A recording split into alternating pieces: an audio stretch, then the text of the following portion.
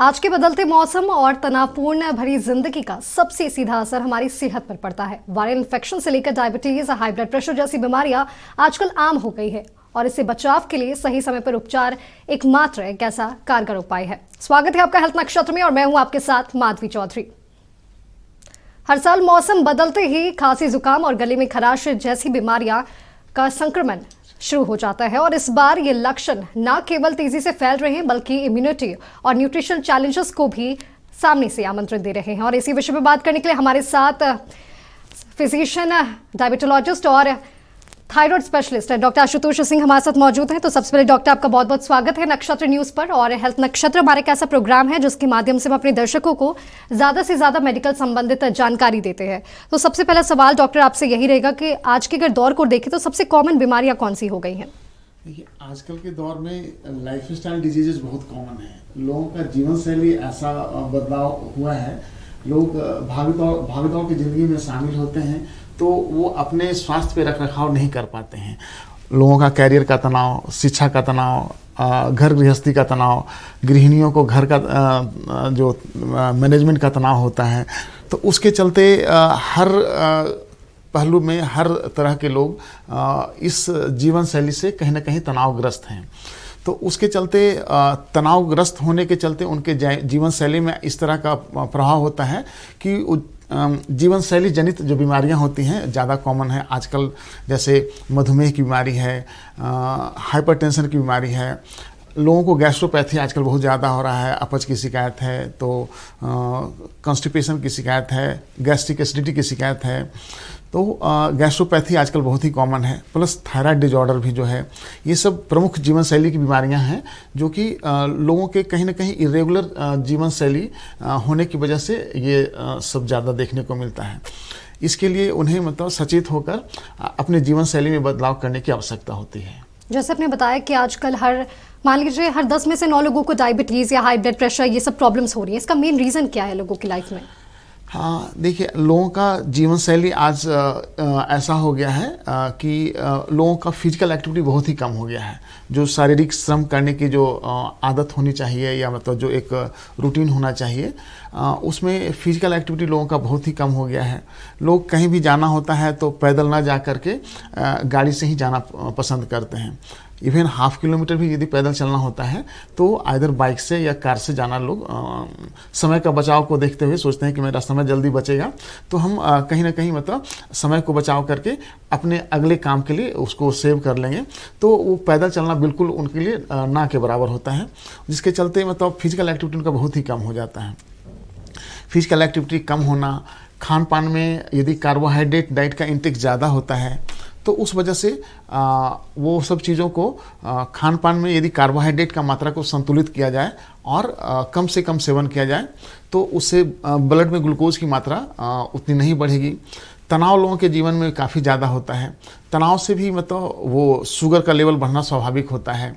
कुछ लोग अपने रूटीन में जैसे योगा, मेडिटेशन करें तो उससे भी शुगर को कंट्रोल करने में काफ़ी मदद मिलती है। तो तनाव, जीवन शैली में फिजिकल एक्टिविटी का अभाव, खान पान में परहेज ना हो पाना या खान पान में बद परहेजी, ये सब चीज़ें प्रमुख हैं जो कि उन्हें इस तरह की जीवन शैली से जनित बीमारियों को ज़्यादा होने का संभावना बनाता है। जिस तरह से लोगों में ये कॉमनली फैल रही है, सब डिजीजेस फैल रहे हैं, इनके एकदम बिगनिंग वाले सिम्टम्स क्या होते हैं? देखिए, ऐसे बिगनिंग में तो मतलब यदि देखा जाए तो जब सिम्टम्स मैनिफेस्ट होता है, शुगर यदि डायबिटीज़ को देखा जाए तो डायबिटीज़ वाले पेशेंट्स में सुस्ती, थकान, कमजोरी, यदि शुगर लेवल बढ़ता है ब्लड में तो उनका बार बार पेशाब होने की शिकायत, नस में खिंचाव, तंतनाहट, झिनझिनी, ये सब की समस्या देखने को मिलती है। शरीर पैसिव फील होता है, सुस्ती जैसी लगती है, कमजोरी होता है। तो ये सब चीज़ें मतलब ध्यान देने योग्य बातें हैं। और इस पे देखा जाए तो यदि वो सचेत होंगे और इस पे यदि वो संयमित होंगे तो अपने स्वास्थ्य में वो बेहतर परिवर्तन ला सकते हैं और मधुमेह से बचाव कर सकते हैं। सीजनल इन्फेक्शंस आजकल बहुत ज़्यादा, जैसे हर बार मौसम बदलते हैं, वायरल इन्फेक्शंस फैलते हैं। वायरल इन्फेक्शन फैलने का मेन रीज़न क्या होता है?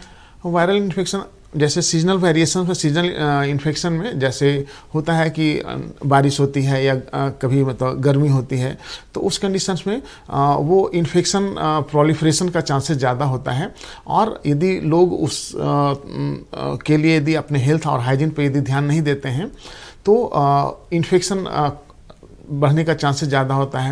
इम्यूनिटी कमज़ोर होने से भी मतलब प्रमुख विभिन्न तरह की बीमारियां जो होती हैं, वायरल इन्फेक्शन, बैक्टीरियल इन्फेक्शन, वो प्रभावी हो जाता है, उस पर हावी हो जाता है और सर्दी, खांसी, बुखार जैसे प्रमुख लक्षणों से उन्हें बीमार बना देता है। तो सीजनल वेरिएशन में, सीजनल जब इन्फेक्शन होता है तो वायरल इन्फेक्शन, बैक्टीरियल इन्फेक्शन, ये सब होने के चांसेस ज़्यादा होते हैं।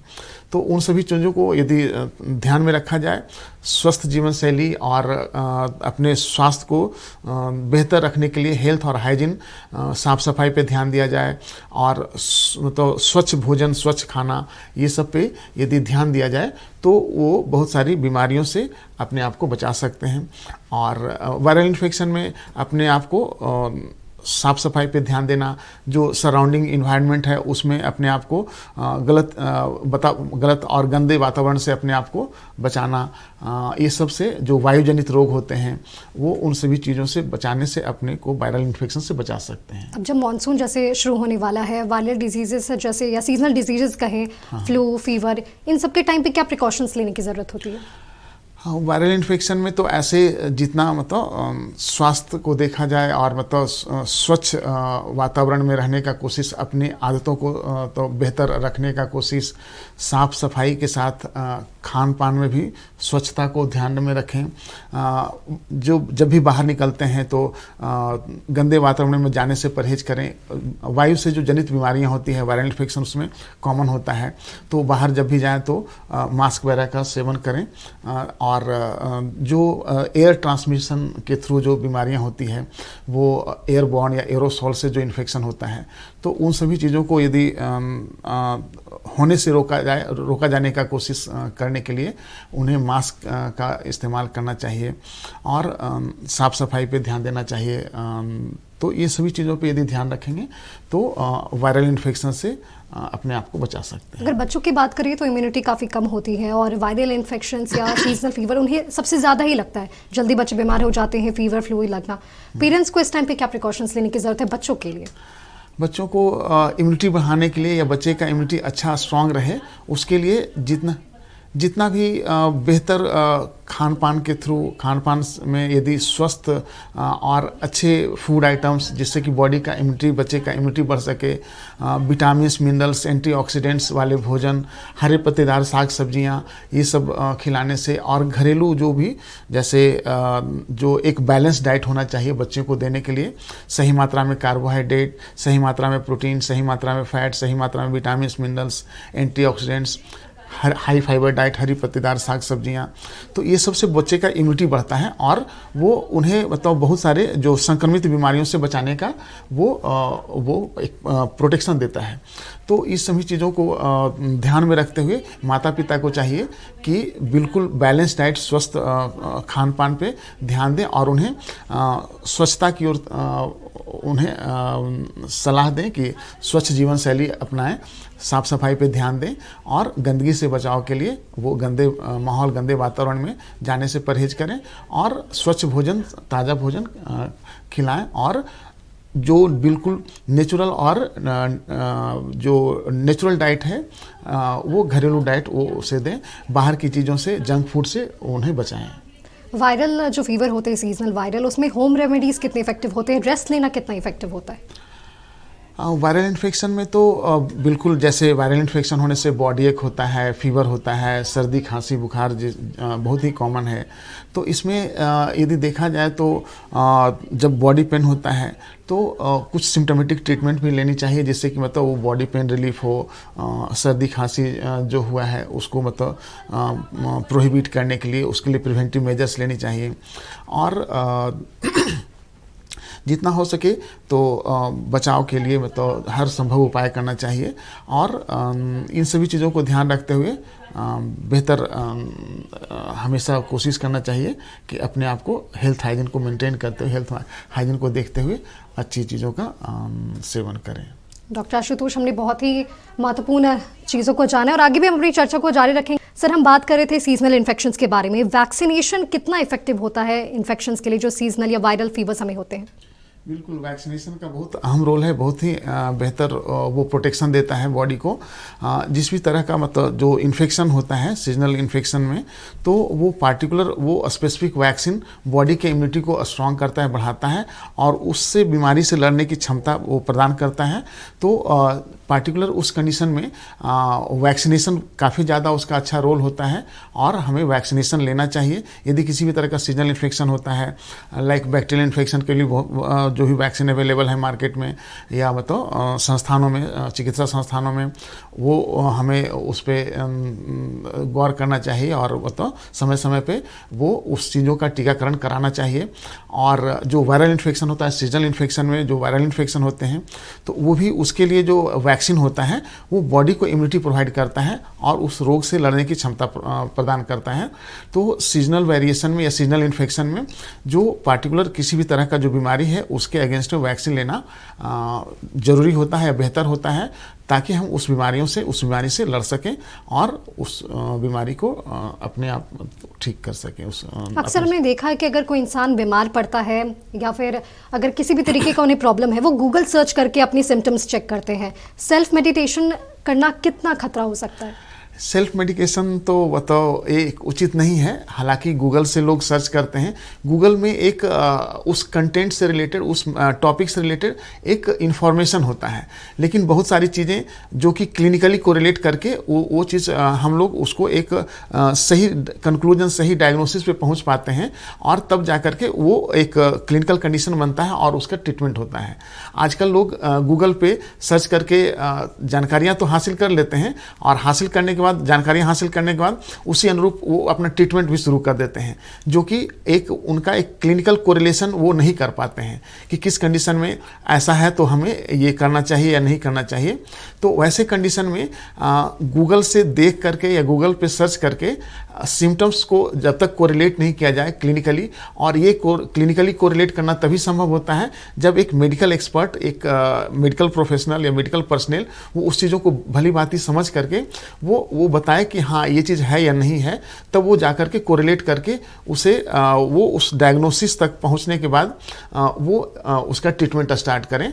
न कि मतलब जो गूगल में ये बताया कि इस कंडीशन में इस तरह का बीमारी में इस तरह का दवा चलाया जाता है, तो फिर वो बगैर किसी कंसल्टेशन के, बगैर किसी डॉक्टर के सलाह के वो दवा चलाना शुरू कर देते हैं। तो इवन उसका जो एडवर्स इफेक्ट होता है या कभी कभी वो उचित नहीं होता है और दवा वो खा लेते हैं, तो उनका एक प्रतिकूल प्रभाव पड़ता है शरीर पे। इसलिए जब किसी भी बीमारी के बारे में जब तक वो आश्वस्त ना हो जाए और एक फाइनल डायग्नोसिस पे ना पहुंच जाए और किसी भी डॉक्टर के बगैर चिकित्सकीय सलाह के वो मेडिकेशन, सेल्फ मेडिकेशन ना करें तो ज़्यादा बेहतर रहेगा। कभी कभी इससे स्वास्थ्य पे प्रतिकूल प्रभाव पड़ता है। जब कोई इंसान वायरल से ग्रसित होता है तो जनरली डॉक्टर उन्हें एंटीबायोटिक देते हैं। एंटीबायोटिक हमारे शरीर को किस तरह से इफेक्ट करता है? देखिए, वायरल इन्फेक्शन में एंटीबायोटिक का ऐसा रोल नहीं होता है। वायरल इन्फेक्शन में एंटीवायरल मेडिकेशन का रोल होता है, एंटीवायरल मेडिसिन का रोल होता है। हाँ, यदि उससे रिलेटेड सेकेंडरी इन्फेक्शन होता है, बैक्टीरियल इन्फेक्शन होता है, तब उसमें एंटीबायोटिक चलाने की ज़रूरत होती है। और ऐसे अननेसेसरी वायरल इन्फेक्शन में एंटीबायोटिक का चलाना उचित नहीं होता है। हाँ, यदि कभी सेकेंडरी इन्फेक्शन हो, जैसे खांसी हो गई तो मतलब वो यदि वो इन्फेक्टिव बैक्टीरियल इन्फेक्शन है तो उस कंडीशन में एंटीबायोटिक चलाने का ज़रूरत होता है। तो वैसे कंडीशन में सेकेंडरी इन्फेक्शन के लिए एंटीबायोटिक चलाया जाता है। लेकिन यदि वो उस तरह का सेकेंडरी इन्फेक्शन नहीं है और वायरल इन्फेक्शन है तो उसमें एंटीबायोटिक का कोई रोल नहीं होता है और वैसे कंडीशन में एंटीबायोटिक चलाना जरूरी नहीं होता है या एंटीबायोटिक नहीं ही चलाना चाहिए। जिस तरह से लोग अभी बीमार पड़ रहे हैं, जिस तरह से लोगों की संख्या बढ़ रही है बीमार होने की, ऐसे में आप किस टाइप की लाइफस्टाइल चेंजेस रिकमेंड करेंगे एक हेल्दी लाइफ के लिए? हेल्दी लाइफ के लिए मतलब वो उनका एक तो है कि एक प्रॉपर एक एडुकेट अमाउंट ऑफ स्लीप होना चाहिए। कम से कम 6 घंटे का स्लीप हो, ताकि वो एक स्लीप कंप्लीट नहीं होने से भी तनाव होता है। तो तनाव रहित जीवन शैली अपनाएं, एक एडुकेट अमाउंट में स्लीप लें, 6 घंटे का एक सही मात्रा में उनका नींद पूरा होना चाहिए। एक फिजिकल एक्टिविटी का एक रूटीन बनाएं, कम से कम आधे घंटे पैदल चलने का जरूर रूटीन बनाएं प्रत्येक दिन। कहा जाता है कि एक स्वस्थ जीवन शैली के लिए किसी भी व्यक्ति को सप्ताह में 150 मिनट कम से कम वो वॉक करना चाहिए। तो यदि प्रतिदिन 30 मिनट के हिसाब से सप्ताह में कम से कम यदि 5 दिन भी 30-30 मिनट करके वो पैदल चलते हैं तो उनके एक सप्ताह का एक्सरसाइज का कोटा पूरा होता है। तो आधे घंटे पैदल चलने का रूटीन उनके स्वस्थ जीवन शैली का एक हिस्सा होना चाहिए।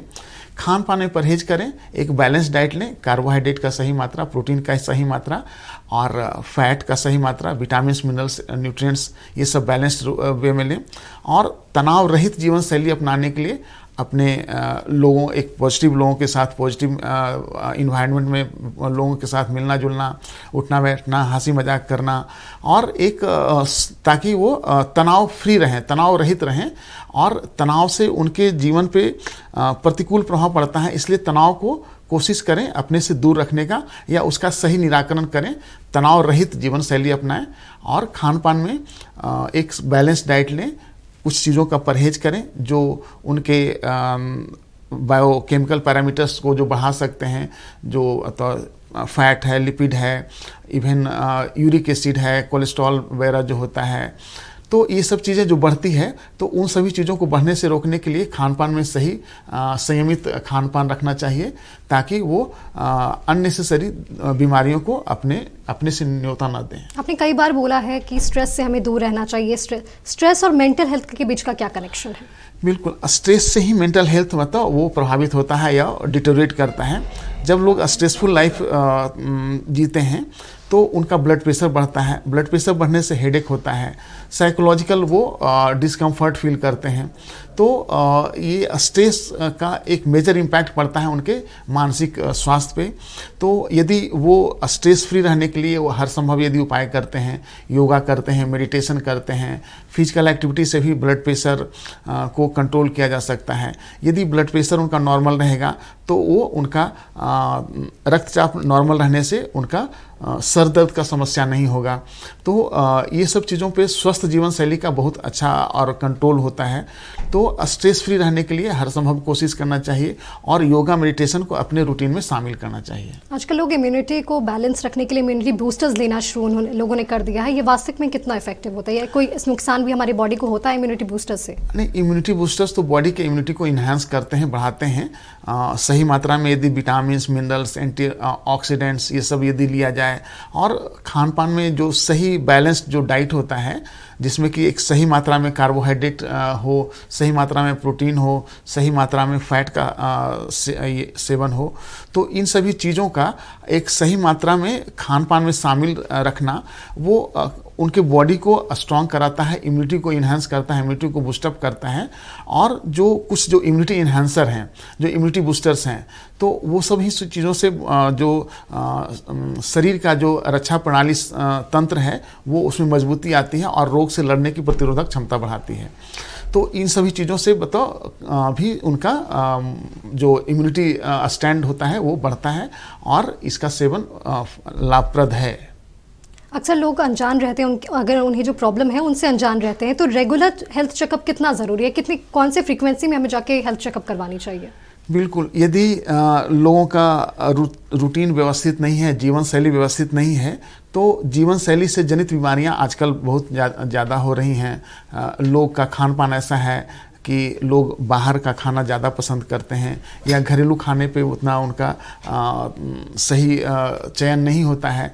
तो उसके चलते कोलेस्ट्रॉल की बीमारी, डिसलिपिडीमिया होता है, हाइपर यूरिक एसिड, यदि यूरिक एसिड का लेवल बढ़ता है तो हाइपर यूरिसीमिया होता है। तो इन सभी चीज़ों को टाइम टू टाइम चेक करने के लिए ये इन्वेस्टिगेशंस वगैरह भी कराना ज़रूरी होता है, रूटीन चेकअप कराना ज़रूरी होता है, ताकि उसमें कहीं भी उतार चढ़ाव हो तो वो अपने आप को एसेस कर सकें, वो उससे तौल सकें कि मेरा अब ये चीज़ बढ़ा है तो हमको इसी चीज़ को कंट्रोल करने के लिए या तो खान पान में परहेज करना है या हमें उसको किसी भी तरह से मेडिकेशन के थ्रू उसको नॉर्मल करना है। तो बीच बीच में रूटीन चेकअप 3 महीने पे या 6 महीने पे, यदि उन्हें इस चीज़ की शिकायत ज़्यादा होती है तो आइदर 6 महीने पे इन सभी चीज़ों का जांच कराते रहना चाहिए, ताकि उसमें किसी भी तरह की कमी या बढ़ोतरी हो तो वो उसको कंट्रोल कर सकें। कोविड-19 पैंडमिक आने के बाद हमारी लाइफ काफ़ी ज़्यादा बदल गई थी। उस पैंडमिक का हेल्थ केयर सिस्टम पर क्या मेजर चेंजेस असर पड़ा है?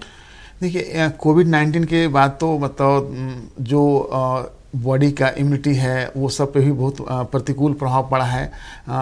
अब लोग कभी कभी होता है कि श्वास जनित बीमारियों में ज़्यादा उन्हें मतलब दिक्कतें होती है, और कुछ कुछ कंडीशंस में देखा जाता है कि वो हार्ट से रिलेटेड प्रॉब्लम लोगों में मतलब ज़्यादा पाया जाने लगा है।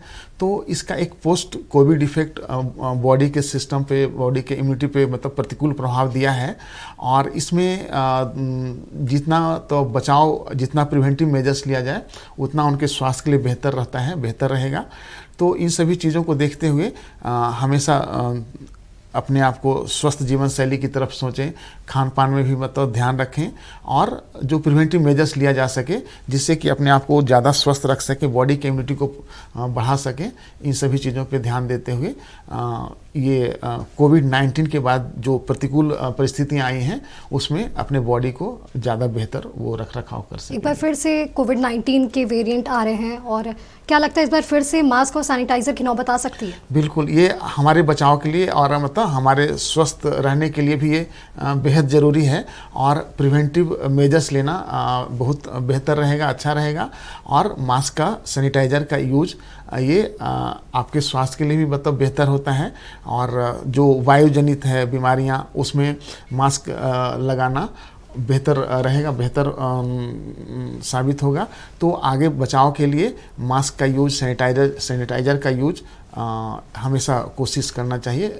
इसको यूज करने के लिए सैनिटाइज़र का इस्तेमाल करना चाहिए। एक आखिरी सवाल सर आपसे लेना चाहूँगी, अगर हेल्थ से रिलेटेड हमारे दर्शकों को कोई मैसेज अगर देना चाहें उनकी सेहत को लेकर।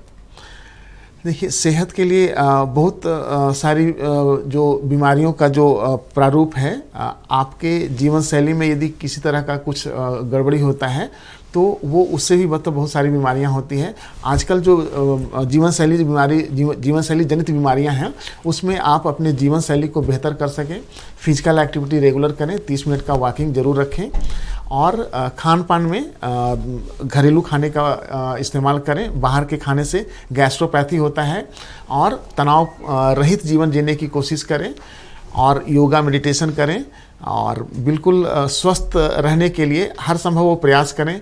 स्वच्छ वातावरण में रहने का कोशिश, स्वच्छ भोजन का इस्तेमाल, ये सब चीज़ों का, और जितना बेहतर हो सके एक संयमित जीवन जीने की कला सीखनी चाहिए लोगों को, और इस पे लोगों को गौर करना चाहिए। बहुत बहुत धन्यवाद आपका डॉक्टर आशुतोष। तमाम महत्वपूर्ण जानकारी आपने हमारे दर्शकों के साथ साझा की है, और हम पे यही उम्मीद करते हैं कि ये जो भी जानकारी मिली है उससे हमारे दर्शकों को काफ़ी ज़्यादा लाभ मिलेगा। और हमने ये ज़रूर सीखा है कि अपने सेहत को लेकर हमें सजग रहना बहुत ज़रूरी है। लाइफस्टाइल